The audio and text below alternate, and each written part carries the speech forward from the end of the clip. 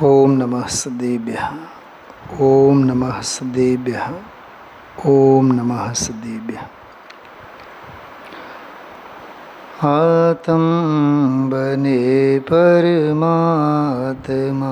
हो, शांति सारे देश में है। देश ना सर्वोदय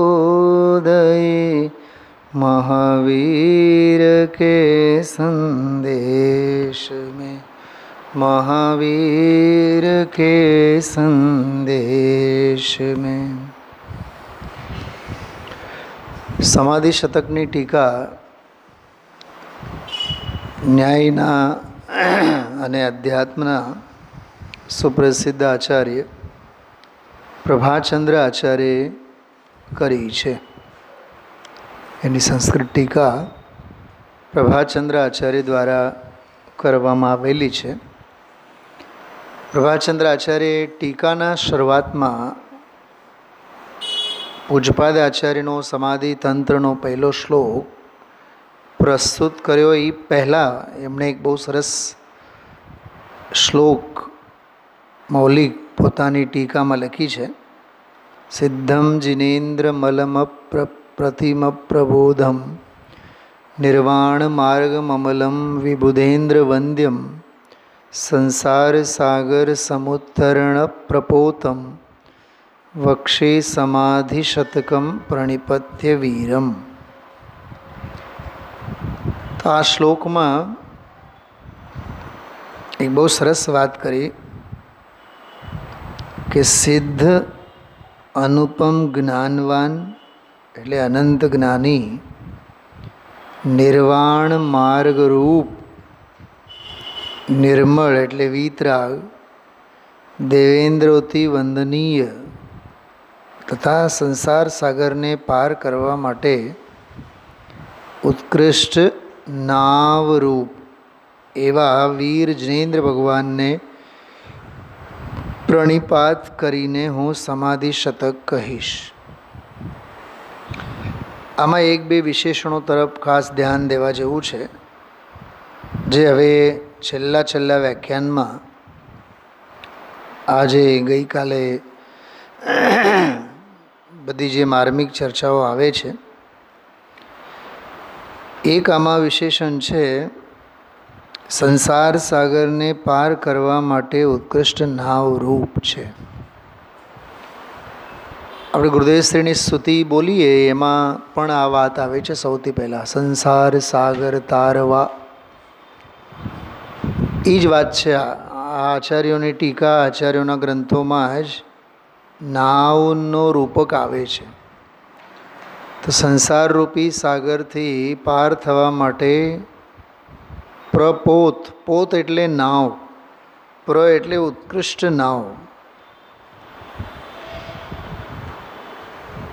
શા માટે મેં આ વાત કરી અત્યારે?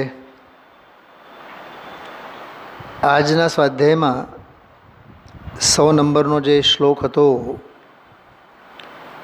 એમાં ચાર્વાક સાંખ્ય મુખ્યત્વે આ બે મતોની, બે દર્શનોની માન્યતાઓની વાત હતી. ગુરુદેવશ્રીએ વચ્ચે એક વખત એવું બોલ્યા આજના પ્રવચનમાં,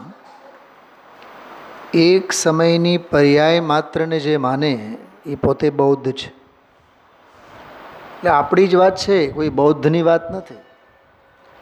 ગૌતમ બુદ્ધની પ્રતિમા સ્થાપે અને જય ભીમ કહે, ભારતભરના બધા અનુસૂચિત જાતિ એસસી અને એસટી કોમમાં ગામના ભાગોળે કે એમના એક આંબેડકર નગર એના નામે જે બધા વિસ્તારો હોય, તો એ કોઈ આંબેડકરને માને. આંબેડકર એને માટે તો આંબેડકર તો ભગવાન જ છે, પણ એ જે હરિજનો કહીએ કે એસસી એસટી મતવાળા કહીએ,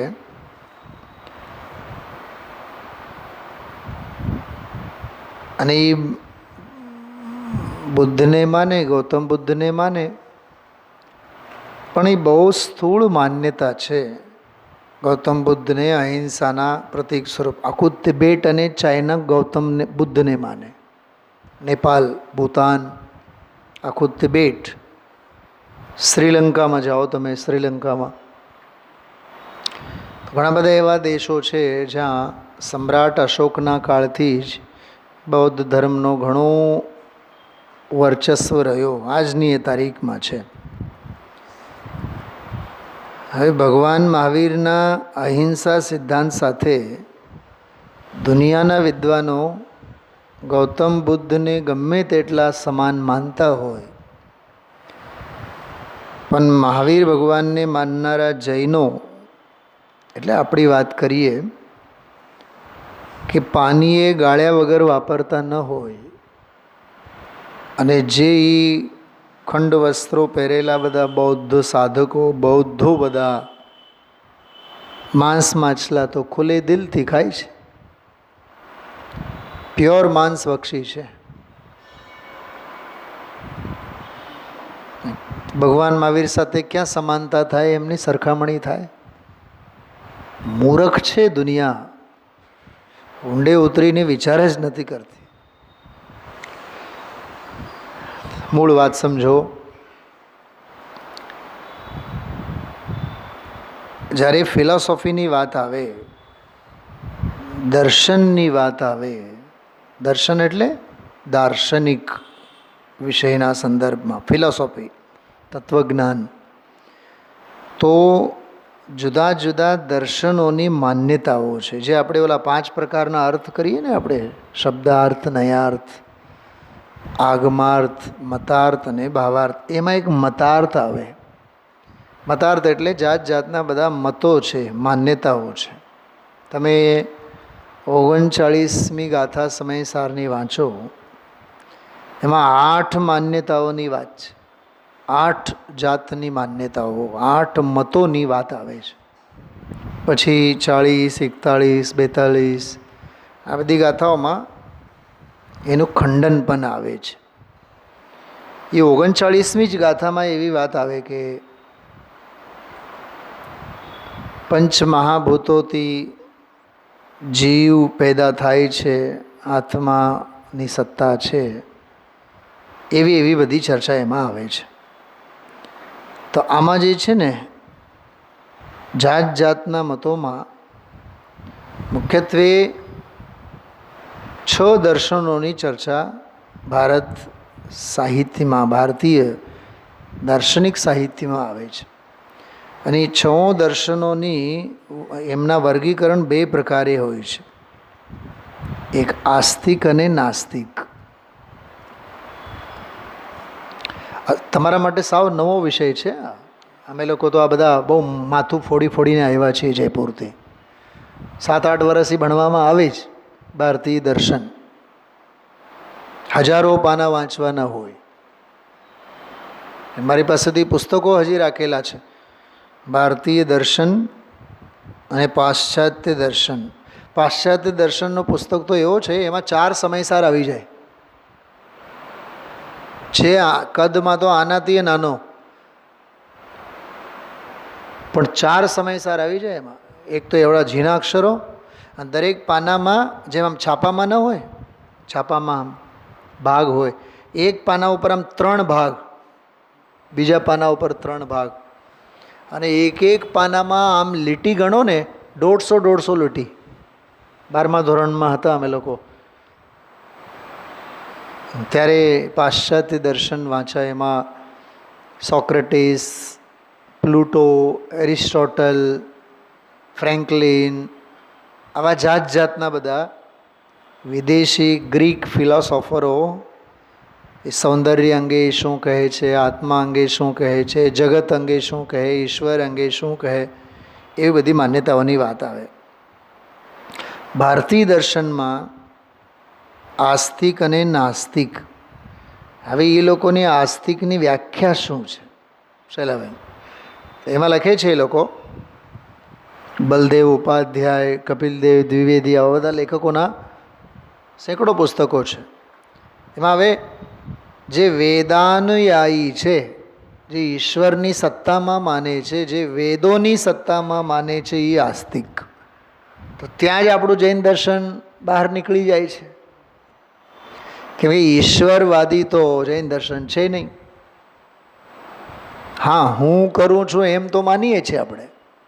ચા હું બનાવું, રસોઈ હું કરી કાઢું, સંસ્થા હું ચલાવું. સાચું બતાવો શૈલાબેન, ઈશ્વરનું કર્તૃત્વ તો આપણને માન્ય નથી, પણ હું કરું છું એવી માન્યતા ક્યાં માન્ય નથી? ઈશ્વર કર્તૃત્વને તો નહીં માનીએ, પણ અહમ કર્તૃત્વ તો પડેલું જ છે. સંસ્થા હું ચલાવું છું, હું જેમ કહું એમ જ થાય. હા, સત્તાને પાટલે બેસી ગયેલાના ઘણાયના આવા પરિણામો હોય. અને ઓલી ડેડ ગરુડી હોય ને, જ્યાં સુધી મરે નહીં ત્યાં સુધી છત મૂકે નહીં. એને એમ જ આ છત મારા ભરોસે ઊભી છે. ઘણી જગ્યાએ સંસ્થાઓમાં આવા બધા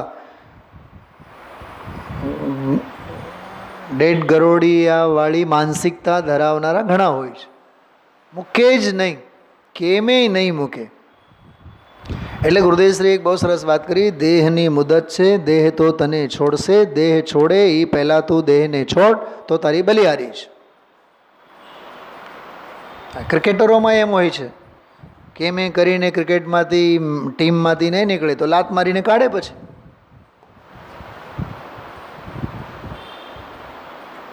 એટલે સ્વાભિમાનથી સ્વસન્માનથી ખુરશી મૂકીએ એમાં રિસ્પેક્ટ છે.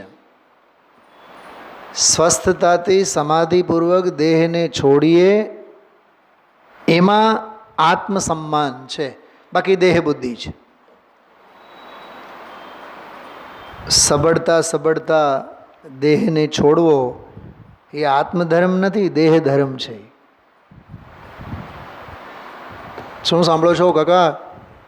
હા, એટલે ટાંગા જ્યાં સુધી હાલે, મગજ જ્યાં સુધી ઠેકાણે હોય, કાનના પડદા હજી ફાટેલા ન હોય, મગજ તો ક્યારનું ફાટેલું છે,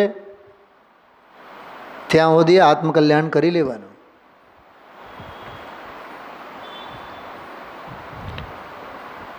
એટલે આ બહુ અતિશય માર્મિક ચર્ચા અને બહુ ગંભીર ચર્ચા હતી આજની. તો ઓલામાં એ લોકો એમ કહે કે ભાઈ જે વેદાનુયાયી હોય, જે વેદોને માને, કેટલા છે વેદ? 4. ઋગ્વેદ, યજુર્વેદ, સામવેદ, અથર્વવેદ, 4 વેદો. એના પછી વેદાંગો આવે, શિક્ષા, કલ્પ, વ્યાકરણ, છંદ, નિરુક્ત, જ્યોતિષ વગેરે 6. પછી બ્રાહ્મણ ગ્રંથો આવે. એમાં દરેક વેદના બ્રાહ્મણ ગ્રંથો જુદા. જેમ સમયસારની ટીકાઓ જુદી, પ્રવચનસાર એની ટીકાઓ જુદી. એમ બ્રાહ્મણ ગ્રંથો એટલે બ્રાહ્મણોએ લખેલા બધા ગ્રંથો બ્રાહ્મણ ગ્રંથો. પછી જંગલમાં જઈને લખેલા આરણ્યક ગ્રંથો, દરેક વેદના આરણ્યક ગ્રંથો જુદા આવે. અને છેલ્લે આવે ઉપનિષદ. 108 ઉપનિષદો છે અત્યારે હાલમાં. અમે લોકો લગભગ 90 ઉપનિષદો તો ભણેલા છે. એમાંથી 50 ઉપનિષદો તો મારી પાસે છે. આપણને એમ થાય એકાદ પ્રવચન આપણે સાંભળીએ એટલે બધું થઈ જશે, એવું નહીં ભાભી. બ્રહ્મમાં નહીં રહેવું. જૈન દર્શનનો અભ્યાસ જેટલો પ્રગાઢ જોઈએ એટલો જ અન્ય દર્શનનો પણ વાંચન જોઈએ, અભ્યાસ જોઈએ. આ પીપુડી ક્યાંથી સંભળાય? ચારવાક અને સાંખ્ય. હવે એના પોલ ખોલું ને તો ખબર પડે આપણને. એમાં હજારો પાના લખેલા હોય, એના સાંખ્ય મતના, ચારવાક મતના. તો હમણાં ગુરુદેવસિંહ જે કહેતા હતા ને કે એક સમયની પર્યાયભરમાં જે માને બૌદ્ધ છે, ક્ષણિકવાદી છે બૌદ્ધોમાં 4 પ્રકાર છે: હીન યાન, મહાયાન, જાત જાતને બધા એના ભેદો, પેટા ભેદો છે. વિજ્ઞાન અદ્વૈતવાદી, શૂન્યવાદી, અભાવવાદી. બૌદ્ધોમાં એક અભાવવાદી છે કે બધું કાંઈ છે જ નહીં. તો આપણા આચાર્ય એમને પૂછો કે બધું અભાવવાદી છે, ઠીક, પણ અભાવવાદી બધું અભાવ રૂપે છે એટલું સિદ્ધ કરવા માટે તો તારે સત્તાને માનવું પડે કે નહીં? તો અભાવમાં રહીને અભાવવાદ સિદ્ધ કરે છે કે ભાવમાં રહીને? અસ્તિત્વ એટલું તો તારે સ્વીકારવું પડે ને, તો ભાવને માનવું જ પડે. હવે આવા બધા બહુ અષ્ટ સહસ્ત્રીમાં, આપ્ત પરીક્ષામાં વગેરે એના તર્ક વિતર્કો આવે છે. તો બૌદ્ધની વાત કરી, ક્ષણિક વાત. આ ચારવાકની વાત કરું થોડીક વાર માટે. ચારવાક શું નામ છે મતનું? ચારવાક. ફરીથી બોલો, ચારવાક. શું એનો અર્થ? હવે સાંભળશો એટલે રૂવાટા ઊભા થશે, ખુશી ખુશી થશે તમને. ચારુ એટલે સુંદર, વાક એટલે વચન. ખાઓ પીઓ મોજ કરો. સાંભળતા કેવું લાગે? સારું લાગે ને? કોણે જોયું છે ભગવાન, કોણે જોયું છે સ્વર્ગ, કોણે જોયું છે નરક? મોજ કરો. એ ચારવાકમાં એક માન્યતા એવી છે, એમનો એક શ્લોક બહુ પ્રસિદ્ધ છે. યાવત જીવેત સુખમ જીવેત, ઋણમ કૃત્વા ઘૃતમ પીબેત, ભસ્મીભૂતસ્ય દેહસ્ય પુનરાગમનમ કુતઃ. કે જ્યાં સુધી જીવો ત્યાં સુધી મોજથી જીવો. આ બધા જુવાનિયાઓના એવા જ ઘાટ છે. હરવાના, ફરવાના, પિક્ચરો જોવા જવાના, મોજ મસ્તી, ખાણી પીણી, ન સુવાના ટાઈમ, ન ઉઠવાના ટાઈમ, ન ભગવાનના દર્શનના ઠેકાણા, ન સત્સમાગમ, ન સ્વાધ્યાય. કોઈ ડિસિપ્લિન નામની વસ્તુ નથી. રાત્રે તો 12 વાગે તો રખડવા નીકળે, 3 વાગ્યા સુધી 4 વાગ્યા સુધી રખડ્યા રખડ. 4 વાગે આવીને સૂવે તો પછી સવાર ક્યારે થાય? બપોરે 2 વાગે જ થાય ને પછી તો સવારના દર્શન ગયા, પ્રક્ષાલ ગયું, પૂજા ગઈ. એટલે ડિસિપ્લિન નામની વસ્તુ, કોઈ શિસ્ત નામની વસ્તુ એના જીવનમાં નથી. 11 વાગે લહેર ઉપડે, ચાલો આપણે ગાંઠિયા ખાવા. જામનગરના પચોલા ટીજીટીમાં પહોંચી જાય. હા, આમ બેશરમ થઈને કહે અમે તો 11:30 રખડવા જઈએ, 12 વાગે રખડવા જઈએ. આવી જેની જીવનશૈલી છે એ બધા ચારવાક છે, એમ કહું છું.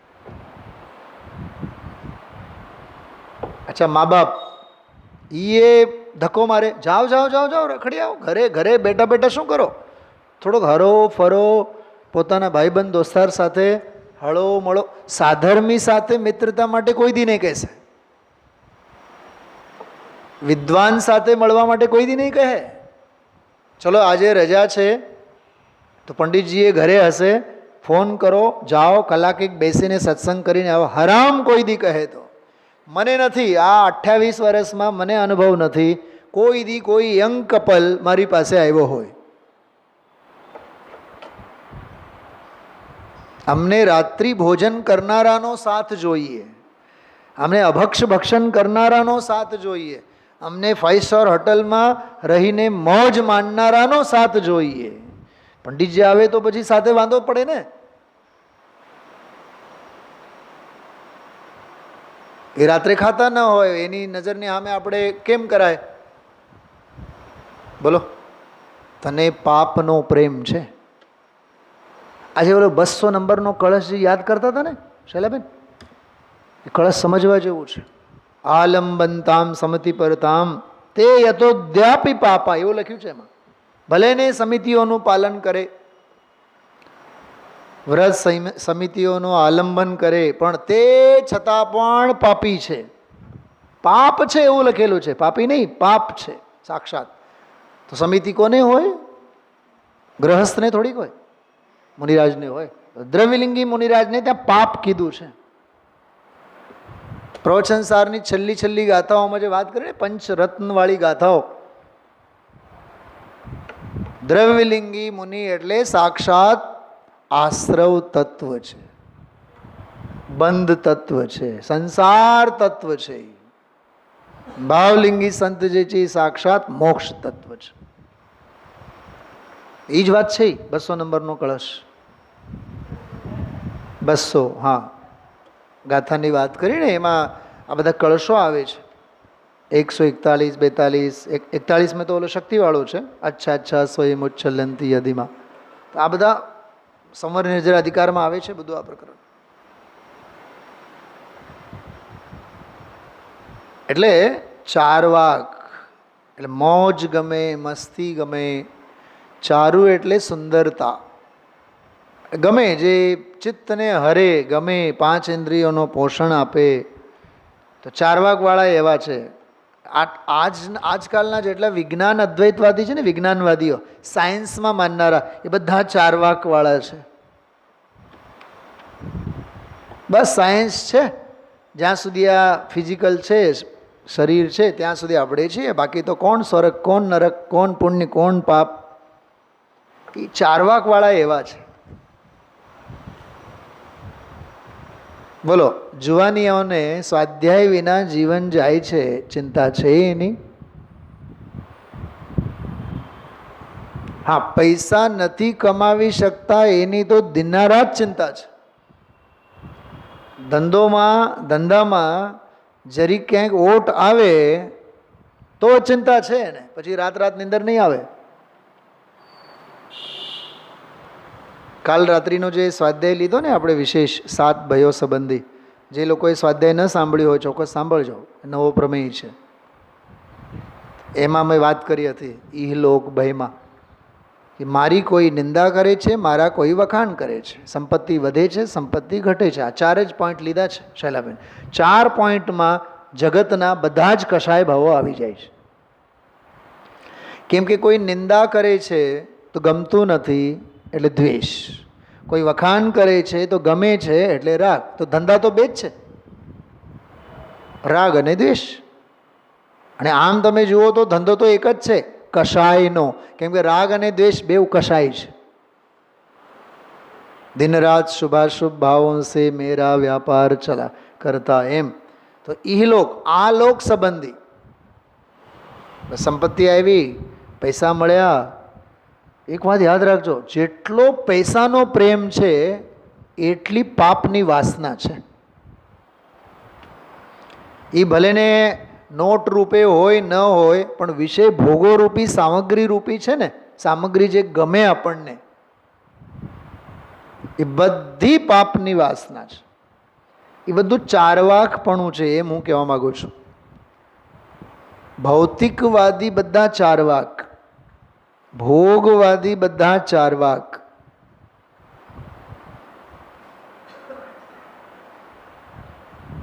આપણે કોકને પૂછીએ કેમ છો, તો પૂછનારા એ ભૌતિકતા તરફથી જ પૂછે છે, જવાબ આપનારા પણ ભૌતિકતા તરફથી જ જવાબ આપે છે. અને બીજો પ્રશ્ન કરીએ, સ્વાધ્યાય કેમ ચાલે છે, તો જવાબ સમાધાનકારક નથી હોતો. ને હમણાં મંદિરે થોડુંક વહેલું મોડું આવાય છે, બેસાતું નથી, થોડુંક ઓલું, પછી ધ્યાને નથી રહેતું, છૂટી જાય છે. ખાવાનું પીવાનું છૂટી જાય છે, હરવાનું ફરવાનું છૂટી જાય છે, ખરીદી છૂટી જાય છે. એ તો નથી છૂટતું. ચોકડી મુકાય છે સ્વાધ્યાય ઉપર.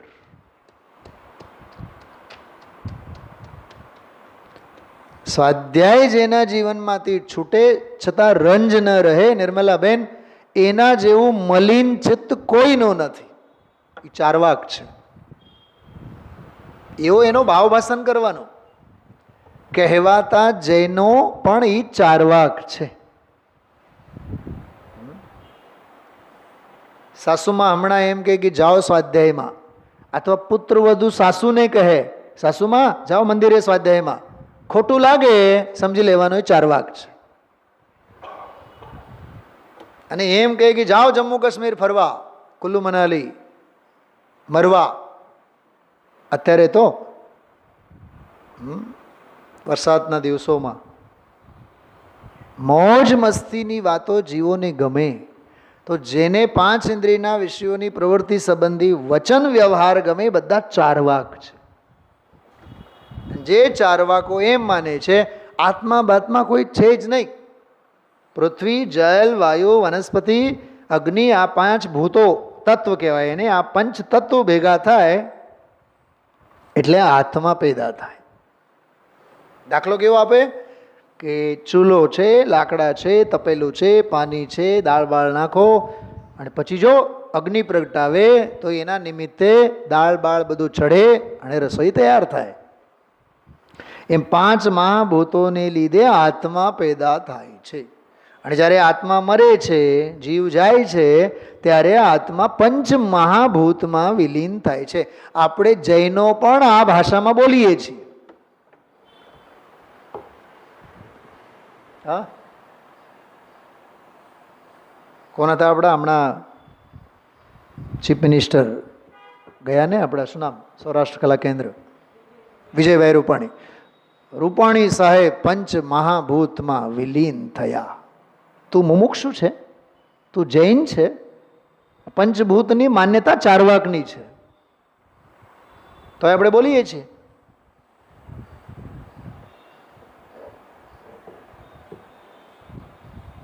હું બોલવામાં પાપ છે એમ નથી કહેતો, એ માન્યતામાં મોટો પાપ છે. એ ચારવાકની બધી માન્યતાઓ છે. અચ્છા, બીજી વાત, સાંખ્યવાળા શું માને? સાંખ્યવાળા માને એનો એક અકાટ્ય સિદ્ધાંત છે, આત્મા તો શુદ્ધ જ છે. દ્રવ્ય પર્યાય કાંઈ ફેર નહીં કરવાનું, સદા ત્રિકાળ આત્મા તો શુદ્ધ જ છે. એટલે આ 100 નંબરના શ્લોકમાં એમ કહેવા માગે છે આચાર્ય કે પર્યાય માત્રને માને તો પુરુષાર્થ કરવા પણ નથી, અને ત્રિકાળ શુદ્ધ ભગવાન આત્મા છે એવું માને તોય પુરુષાર્થ કરવા પણ કાંઈ હોતું નથી. એટલે અયત્ન સાધ્ય. અને જો એક વાત કહું, આપણામાંય ઘણા લોકો ક્રમબદ્ધ પર્યાય બહુ સાંભળીને એવી માન્યતાથી ઘેરાયેલા છે, બધું જ ક્રમબદ્ધ છે, આપણે કાંઈ કરવા પણ જ હોય નહીં. અને એમાંય પછી મારા જેવા કોઈ વિદ્વાન પુરુષાર્થની પ્રેરણા આપે ને, નહીં એ તો કીધા કરે, પંડિતોનું કામ જ છે, આમ કરાય ઓમ કરાય, કરવા બરવાનું કાંઈ છે જ નહીં, વસ્તુ તો કૃતકૃત્ય જ છે, એમ કરીને સાંખ્યવાળી માન્યતાને પોતાના મગજમાં ઘુસાડીને પુરુષાર્થથી મંદ થાય છે. માત્ર તત્વજ્ઞાનમાં, ધંધા વ્યાપારમાં તો દિન રાત મહેનત કરે, એમાં તો પછી પુરુષાર્થ વિના તો રહેતા જ નથી. હાથ ઉપર હાથ રાખવાથી કાંઈ પૈસા મળે? ત્યાં તો એવા તર્કો. પણ જ્યાં સ્વાધ્યાયની વાત આવે, જ્યાં તત્વાભ્યાસની વાત આવે,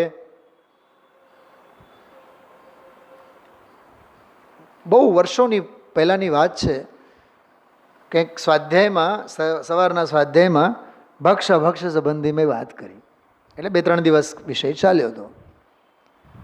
તો બેન સાંભળીને ગયા, અને ઘરે પછી પંડિતજીએ આમ કીધું, પંડિતજીએ આમ કીધું.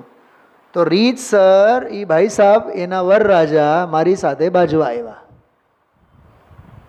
નામ કહું તો પગની નીચેથી જમીન ખિસકશે તમને. રીતસરમ બાજવા જ ઉતર્યા,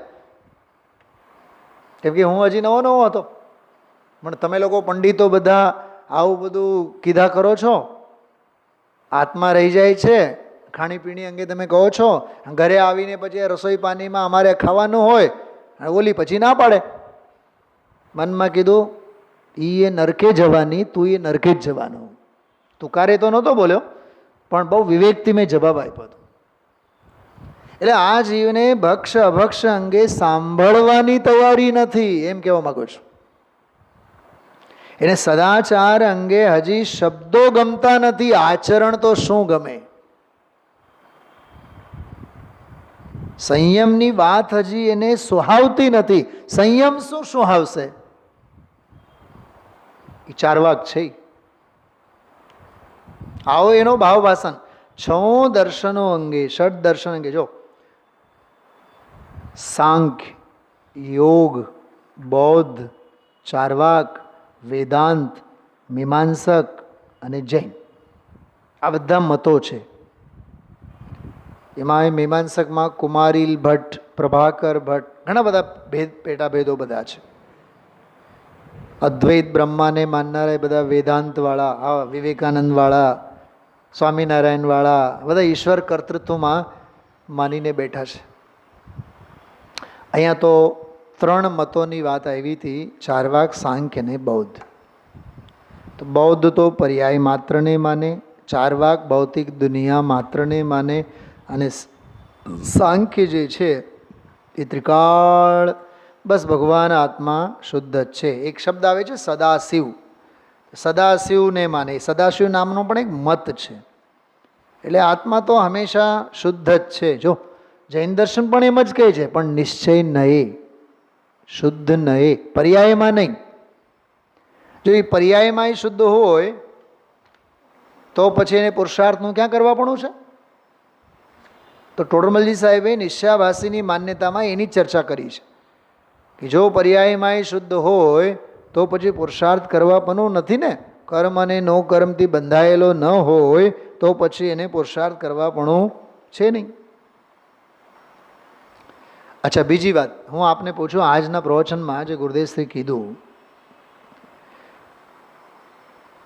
સ્વરૂપની જે લીનતા છે, સાવધાની છે, એ સમાધિ છે, અને આત્મ સાવધાની, સ્વરૂપની સાવધાની સિવાયનું જે કાંઈ છે એ બધું અસમાધિ છે. કીધું ને આજે. અને દ્રષ્ટાંત આપ્યા જ્ઞાનીનો. શૈલાબેન, જોવા જેવું છે. એમાં મિથ્યા દ્રષ્ટિનો દાખલો નહીં આપ્યો અસમાધિ માટે, જોકે એ તો મહા અસમાધિમાં જ છે.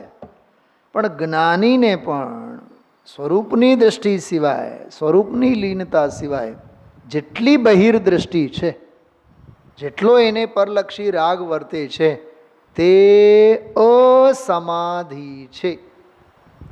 આવી રીતે અસમાધિના સંદર્ભમાં જ્ઞાનીનો જ દાખલો આપીને ગુરુદેવશ્રીએ સમજાવ્યો. એટલે જેટલી સ્વરૂપની પ્રાપ્તિ કે સ્વરૂપનો અનુભવ, સ્વરૂપ સંચેતન એટલી સમાધિ, અને જેટલી પણ પરલક્ષી પરિણામની દશા, તે બધું અસમાધિની કોટીમાં આવે છે. એટલે એ અતિશય માર્મિક ચર્ચા જ્ઞાની અને અજ્ઞાનીના સંદર્ભમાં ગુરુદેવશ્રીએ કરી હતી. એટલે એનો એક ભાવભાષણ એનો આપણે કરવો જોઈએ, સમાધિ અને અસમાધિના સંદર્ભમાં. બાકી જો મૂળ શ્લોક આપણે લઈએ, શરૂઆત તો 99 નંબરના શ્લોકથી કરી. એમ નિરંતર ભાવ પદ આ વચનાતી પમાય જે નિજથી જ ને પુનરાગમન રહિત. તે આત્મપદને ભાવીએ તો જ થાય એની વાત આવી હતી. હવે 100મો શ્લોક વાંચીએ જો. અયત્ન સાધ્યમ નિર્વાણમ ચિત્તત્વમ ભૂતજમ યદી અન્યથા યોગતસ્તસ્મા ન દુઃખમ યોગિનામ ક્વચિત. દાર્શનિક શ્લોક છે આ જો. ચૈતન ભૂતજ હોય તો મુક્તિ આયત્ન જ હોય, નહીં તો મુક્તિ યોગથી યોગીને દુઃખ નોય. નીચે જો ભૂતજ શબ્દના અર્થ કર્યા છે પૃથ્વી, પાણી, તેજ અને વાયુરૂપ ભૂતોમાંથી, ભૂત એટલે પદાર્થો, એમાંથી ઉત્પન્ન થયેલું એને કહેવાય ભૂતજ. એટલે પંચ મહાભૂતોમાંથી જે પેદા થાય તે. તો ચારવાક મતની આ ચર્ચા છે.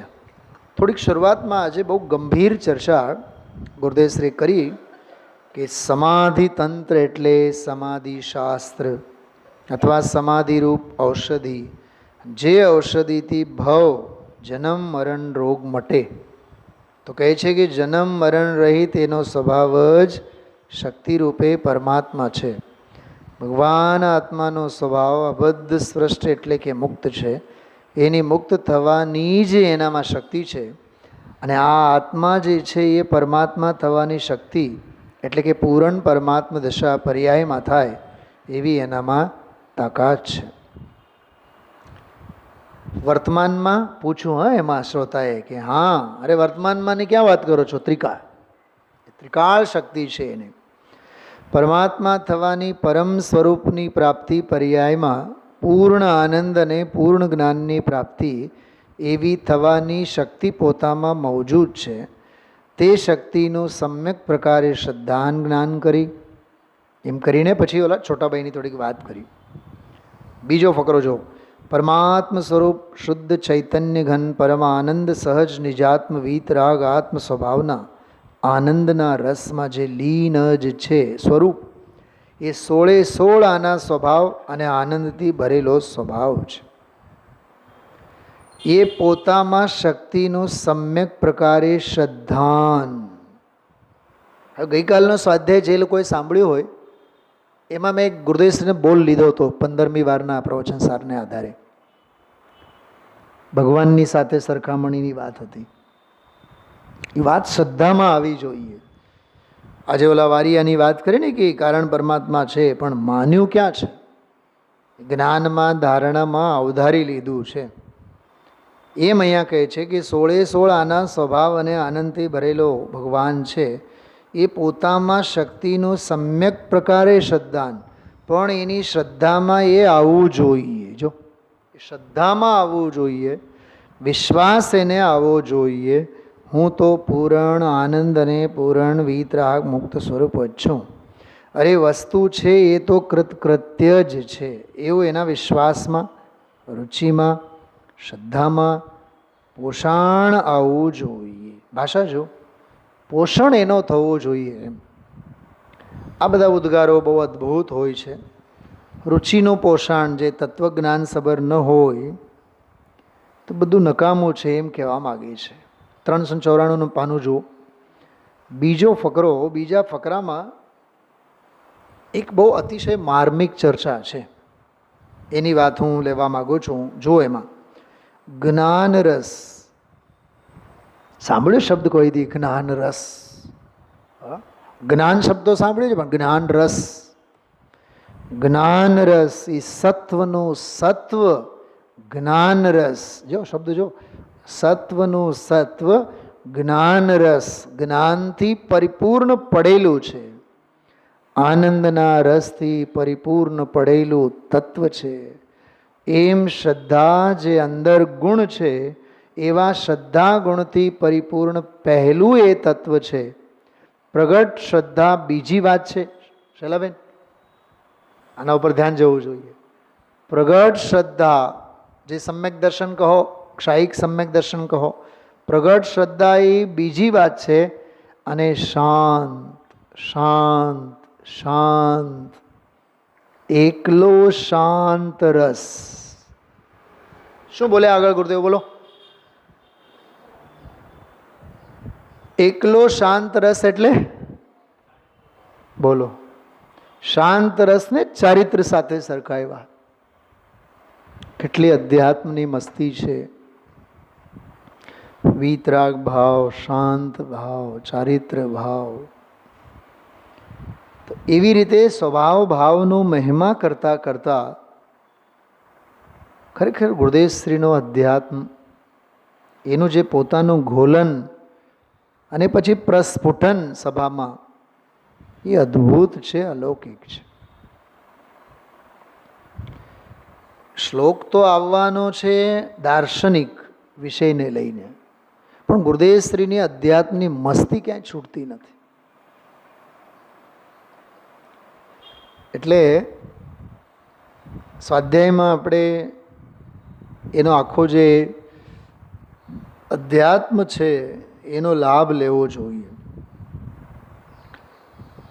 પાના નંબર, હા, એમાં જે છે એ કાઢજો તમે. 100 નંબરના શ્લોકનો થોડુંક હું ભાવાર્થ વાંચું છું. ચાર્વાક મત અનુસાર જીવ તત્વ ભૂત જ છે, અર્થાત પૃથ્વી, જલ, અગ્નિ અને વાયુ એ ભૂત ચતુષ્ટયથી ઉત્પન્ન થાય છે. જો ભૂત ચતુષ્ટયથી ઉત્પન્ન થયેલા શરીરને જ આત્મા માનવામાં આવે તો શરીરના નાશને જ મોક્ષ માનવાનો પ્રસંગ આવે, અને તેથી મોક્ષ અયત્ન સાધ્ય રહે.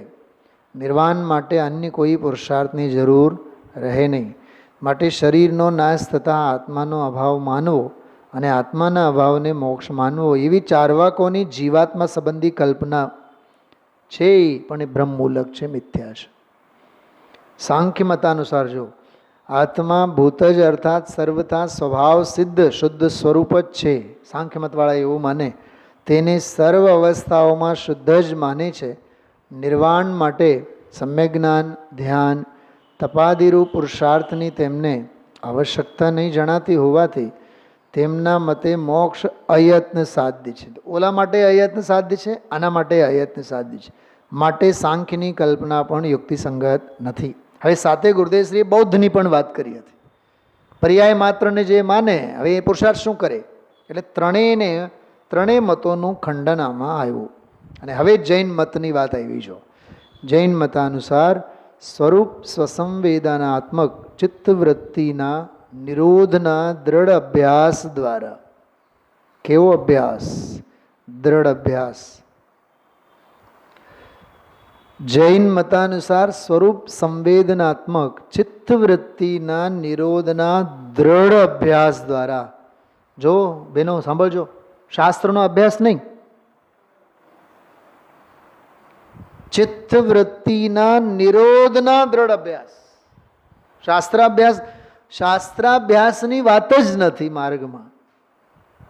સ્વરૂપ સંવેદનાત્મક ચિત્તવૃત્તિનો નિરોધ, એમ સર્વ વિભાવ પરિણતિને હટાવી શુદ્ધાત્મ સ્વરૂપમાં સ્થિરતારૂપ નિર્વાણ યત્ન સાધ્ય છે. યત્ન સાધ્ય એટલે પુરુષાર્થ સાધ્ય છે. અને તેવા પ્રકારના આત્મ સ્વરૂપનો અનુભવ કરનારને કર્મનો અભાવ સ્વયં થવાથી નિર્વાણની સિદ્ધિ કર્મ અપેક્ષા એ પ્રયત્ન વિના અર્થાત અયત્ન સાધ્ય છે. શાસ્ત્રોમાં બહુ ચર્ચા હાલે આપણા. અરે કળશ ટીકામાં આની ચર્ચા બહુ છે. યત્ન સાધ્ય છે કે અયત્ન સાધ્ય છે? અહીંયા કહે છે કર્મ સાપેક્ષ લેવાથી અયત્ન સાધ્ય છે. એમાં શું પુરુષાર્થ કરવાનો એમ?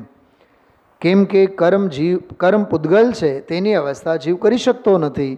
તેથી તેના અભાવ માટે જીવને કોઈ પ્રયત્ન કરવો પડતો નથી. જો આમ કોઈ પ્રયત્ન કરવો પડતો નથી અને આમ અનંત પુરુષાર્થ કરવો પડે છે. બેઉ વાતો પોતાની જગ્યાએ સાચી છે.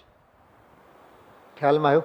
તો યત્ન સાધ્ય એટલે પુરુષાર્થ પ્રધાન અને અયત્ન સાધ્ય એટલે અન્ય કર્માદિકના અભાવની અપેક્ષાએ. એવી રીતે આમાં અદ્ભુત દાર્શનિક ચિંતન બધું છે. પછી યોગીવાળી વાત આવી. જો સાધકની વાત. યોગીજનોને અતિ ઉગ્ર તપ યા ધ્યાનાદિ કરતી વખતે કોઈ પણ પ્રકારનો ખેદ કે દુઃખ થતું નથી, પરંતુ પોતાના લક્ષ્યની સિદ્ધિ થતી જોઈ તપ ધ્યાનાદિ કરવામાં આનંદ માને છે. તેઓ શરીરને આત્માથી ભિન્ન સમજે છે. તેથી શરીર કૃશ થતાં તેઓ ખેદખિન્ન થતા નથી અને ઉપસર્ગ સમયે પોતાના સામ્ય ભાવની સ્થિરતાને છોડતા નથી. બરોબર? જેમ સુવર્ણ અગ્નિથી તપાવવા છતાં તેના સુવર્ણપણાને છોડતું નથી, તેમ જ્ઞાની કર્મના ઉદયે તપ્ત હોવા છતાં પણ તે પોતાના જ્ઞાનીપણાને છોડતો નથી. જો સમયસારની ગાથા છે 184મી, નીચે આપેલ છે. જમ અગ્નિ તપ્ત સુવર્ણપણ નિજ સ્વર્ણ ભાવ નહીં તજે, તેમ કર્મ ઉદયે તપ્ત પણ જ્ઞાનીન જ્ઞાની પણ તજે. સમયસારની ગાથાનો આમાં સંદર્ભ આપીને આ વાત પૂરી કરી છે. અને હજી આ 101 નંબરની ગાથામાં પણ એ જ સૂક્ષ્મ ચર્ચા આવશે. ઓમ નમઃ સિદ્ધિ.